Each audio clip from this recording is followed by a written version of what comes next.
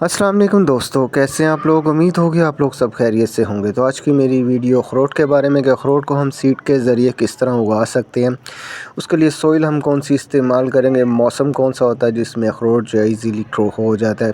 तो सारी इन्फॉर्मेशन जो है आपको इस वीडियो में मिलेगी, जिसे देखकर जो आप ईज़िली अपने घर में अखरोट जो उगा सकते हैं। तो मैंने काफ़ी जो है इसके ऊपर सर्च की है, काफ़ी बार मैंने इसे उगाने की कोशिश की, लेकिन नाकाम रहा। तो इसमें मैं आपको नाकामी और कामयाबियाँ जो है बताऊँगा।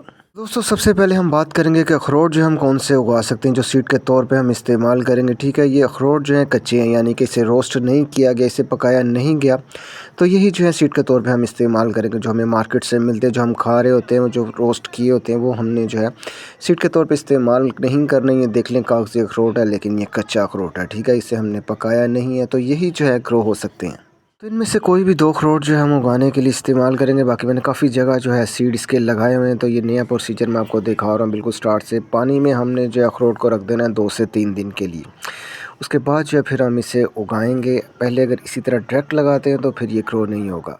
तो 2 अखरोट जो है हमने 2 से 3 दिन के लिए भिगो के रख देने, और एक हम ज़मीन में लगा देंगे और एक जो है हम कप में लगाएंगे। तो देखेंगे कौन सा जल्दी निकलता है। फ़िलहाल जो वीडियो है मैं कप वाली बनाऊँगा, उसकी अलग से वीडियो आपको मैं दिखाऊँगा जो हमने ज़मीन में लगाया है।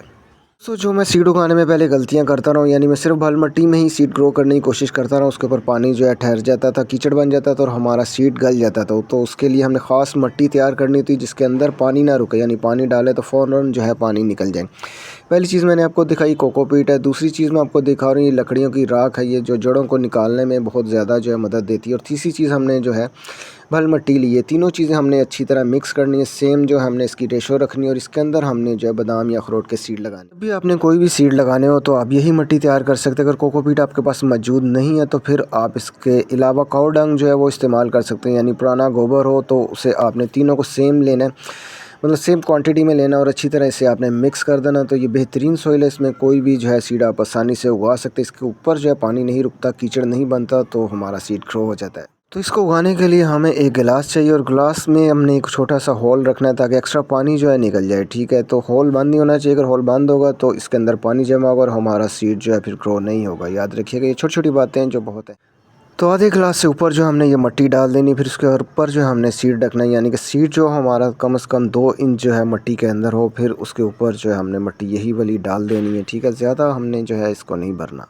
तो अब मैं आपको सोइल टेस्ट भी दिखा देता हूँ। ये सोइल में हमने पानी डाल दिया और पानी देखिएगा फ़ौरन जो है नीचे की तरफ जाना शुरू हो जाएगा। तो इससे पता लगता है कि सोइल बहुत अच्छी बनी हुई है। अगर पानी ऊपर ही ठहरा रहेगा, नीचे नहीं जाएगा, तो फिर सीड का जो सांस होता है वो बंद हो जाता है और हमारे सीड जो है ग्रो नहीं होते। वो देख ले पानी जो है नीचे से निकलना भी शुरू हो गया। तो जब भी आपने सीड लगाने हैं तो इसी तरह की सोइल में लगानी है। देख ले पानी फ़ौरन जो है नीचे की तरफ जाना शुरू हो गया और एक्स्ट्रा पानी जो होगा वो फिर बाहर निकल जाएगा। सीड हमारा जल्दी ग्रो हो जाए तो उसके लिए हमने करना क्या होता है कि सीड को जो है हमने थोड़ा सा इस तरह खोल देना ताकि इसमें से जो है रूट्स आसानी से बाहर आ जाए। अगर हम इसे इस तरह नहीं खोलते तो फिर ये पहले इसे खोलने में ताकत लगाता है, तो उसमें अक्सर जो होता है सीड फेल हो जाते हैं। तकरीबन जो है 5 मिनट बाद की मैं वीडियो बना रहा हूँ। मिट्टी जो है बिल्कुल नमी में आ चुकी है और पानी जो एक्स्ट्रा था वो इसमें से बिल्कुल निकल चुका है। तो आपने इसी तरह की सॉइल इस्तेमाल करनी है सीड ग्रो होने में। सीड जो ग्रो होते नहीं है उसकी क्या वजह होती है, मिट्टी सही नहीं होती, पानी उसके ऊपर ठहरता है, कीचड़ बन जाता है, या सॉइल ड्राई हो जाती है, या सीड ख़राब होते हैं। तो आपने इन चीज़ों का ख्याल रखना है। मिट्टी बेहतरीन इसी जो फल मिट्टी मैंने इसके ऊपर डाल दी ताकि एक्स्ट्रा पानी जो है वह चूस ले मिट्टी। फिर इसके ऊपर हम दोबारा से मिट्टी डाल देंगे। तो सीड लगाने का जो मौसम होता है जनवरी फरवरी मार्च होता है, यानी 10 से जो है 20-25 टेम्परेचर हो जाए तो आप ये सीड लगा सकते हैं। ज़्यादा गर्मी में ये सीड ग्रो नहीं होती, या जब सर्दियाँ आने वाली हो तब भी जो है आप इस सीड को ग्रो कर सकते हैं।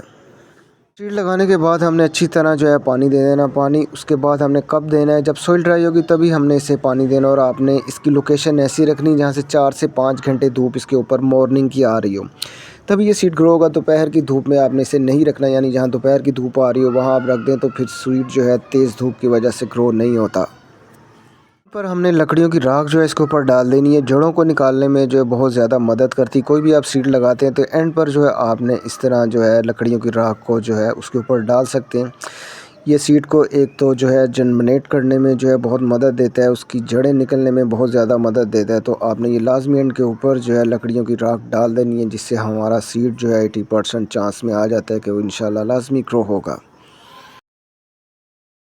तकरीबन जो है 1 महीने बाद जो है हमारा सीड ग्रो हुआ है। मैंने थोड़ी सी मिट्टी जो है इसके ऊपर से हटा दी है और ये देख लें हमारा सीड जो है ग्रो होना शुरू हो गया। तो यही प्रोसीजर होता है, आप इस तरह जो है बादाम के जो है सीड वो भी ग्रो कर सकते हैं और जो है आप इस तरह जो है अखरोट को भी उगा सकते हैं। लेकिन हमें ये फल लेने के लिए इसे करना क्या होगा, इसे हमने ग्राफ्ट करना होगा, तभी जाके जो हमारा पौधा हमें जो है गमले में फल देगा। अगर हम इसे ज़मीन में लगाते हैं तो 3 से 4 साल बाद जो है हमें ये फल देना भी शुरू कर देता है। गर्म इलाकों में भी ये उग जाता है। तो दोस्तों तकरीबन जो है 2 महीने बाद की मैं वीडियो बना रहा हूँ। तो अब जो है हमने और ज़्यादा इसकी एहतियात करनी होती है। इस पौधे को हमने जो है मॉर्निंग की धूप में ही रखना है, यानी 3 से 4 घंटे जहाँ धूप आ रही हो वहाँ आपने रखना है।